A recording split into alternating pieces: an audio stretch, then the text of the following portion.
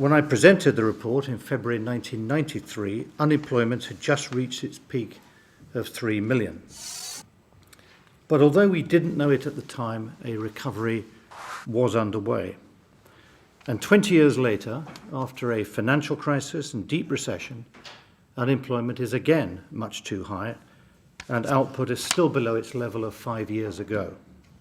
Yet there is cause for optimism. Today, too, a recovery is in sight.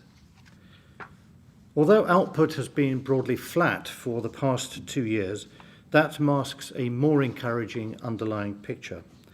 The bulk of the economy, primarily manufacturing and services, actually grew at the steady, if rather unspectacular, rate of 1.2% over 2012.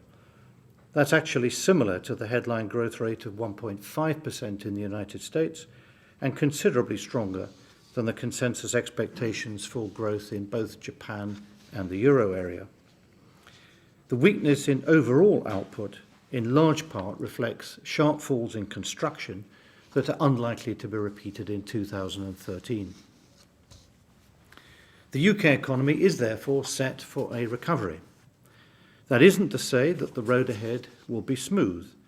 This hasn't been a normal recession, and it won't be a normal recovery. Our economy faces big challenges stemming from an abrupt and substantial reassessment of future economic prospects triggered by the financial crisis. Downward revisions to households and businesses' expectations of future incomes and an increase in uncertainty have reduced private demand at home. And heightened uncertainty about the solvency of banks has led to a reduction in the supply of credit.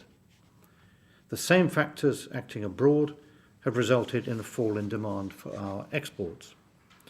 Those are the forces that have shaped the economic landscape since 2008 and continue to shape the outlook in this inflation report.